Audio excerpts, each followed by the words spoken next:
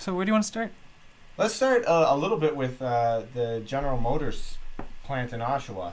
Okay, so this is a fraught discussion. General Motors announced that they would be they wouldn't be producing any more products out of the The plant in Oshawa. the plant in Oshawa. Yeah. Opposition has erupted across the board. You know, in the federal government, in the provincial government, unions are getting in on it already. There's problems with. There's been criticisms thrown at Mexico, at the government. Yeah. It's a pretty wild conversation.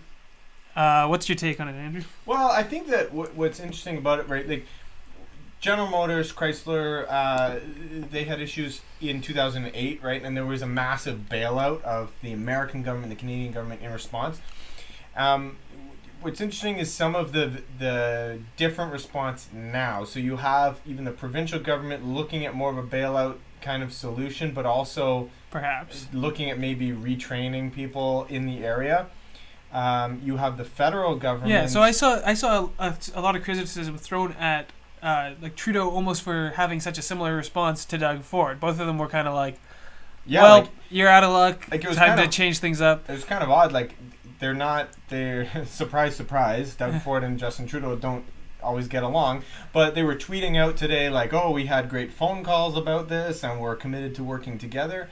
The federal conservatives seem more concerned about the taxation levels and the regulation levels. Basically, their argument is if they had lower corporate taxes, if there wasn't a carbon tax, if there wasn't as much regulation, then the companies wouldn't want to leave Exactly. Canada. So there's like GM has been a massive beneficiary of corporate welfare and government incentives over the last few years. The bailout being the most major one, but it's certainly not the only one. So I really think all those solutions are really unsustainable, and what the Conservatives are offering is ultimately getting more at the root of the problem. So if you want to get businesses to stay in Canada, if you want to keep a competitive business environment, if you want Ontario to be open for business, you have to have lower corporate taxation.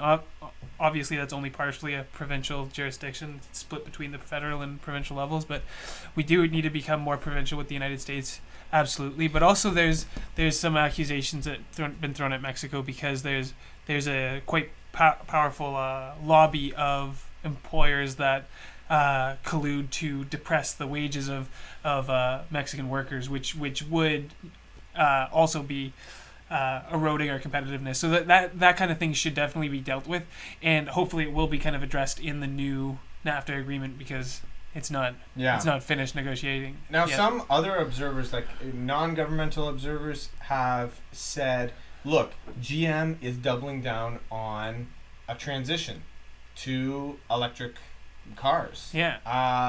And Doug Ford has been criticized for removing incentives for GM to build electric cars. I don't know. Do you think, and people watching, do you think it's inevitable, like, that Canada should just be getting out of the production of cars in general? So, is, like, are cars kind of becoming a thing of the past? It's an interesting topic. I think cars are like, as much as public transit is helpful, it's really mostly helpful and like economically viable in the big cities. Mm-hmm. Cars are so essential for people in rural areas, especially, and even for people living in suburban areas, it gets difficult to use public transit. Obviously, we need to balance the two, and I think when we're thinking about more realistic kind of carbon kind of reduction initiatives, I think focusing on cars is a really important place to start. So having those kind of initiatives is kind of important. There's been a lot of criticism because these kind of tax incentives don't do enough, and the cost of cars are still really high. So now we just get a benefit to the rich, while the poor take a lot of the burden. But that's the start, right? You need to, as the rich start to increase their demand, then the supply will increase and the price will decrease and stuff like this. So maybe we need to have a more patient view. But in Ontario, we're dealing with such a almost an infamous kind of debt problem at this point. it's But reasonable to try basically, and cut. if you have companies, though, if you have companies who are going to be committed to creating a completely new product that is more expensive to make, like I imagine a new technology product like electric cars, more expensive to make, if it just doesn't make sense to make it in this jurisdiction, can you kind of blame them for moving it to another area? At the end of the day, if we can get lower cost electric cars due to production in Mexico, that would be at least positive from a climate change perspective, right? We want to get we want to saturate the market with cheap electric cars to make a transition as easy as possible, and that's going to be a really difficult transition, right? Especially for poor people who can't really afford.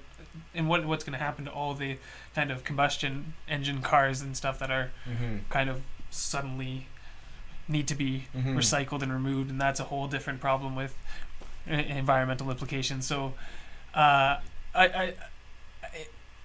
Ford has been criticized for being responsible for this, for removing those kind of incentives, but I think the Conservatives are more kind of there's one other response that some people have thrown out of potentially nationalizing this type of industry. Oh my God! If Justin Trudeau does that, it's a similar.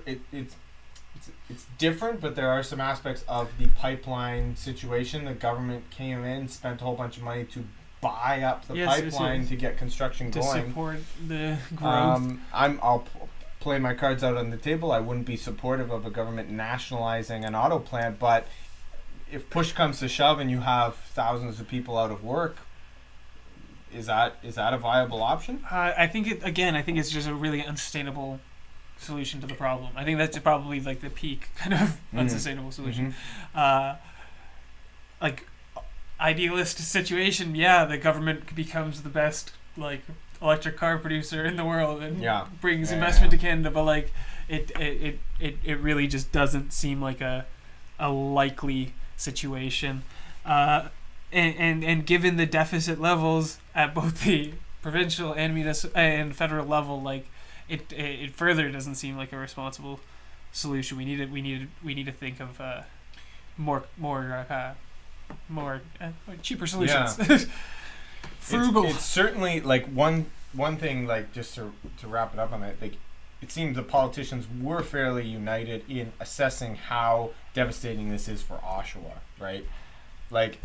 It's going to be a massive loss for the families there. I mean, as workers move away, it has knock-on effects on all sorts of different secondary industries and stuff. Exactly. So it's definitely going to be a huge problem. I saw a funny tweet from some sort of Alberta political page, and it was build some refineries and we'll send you all the business you need.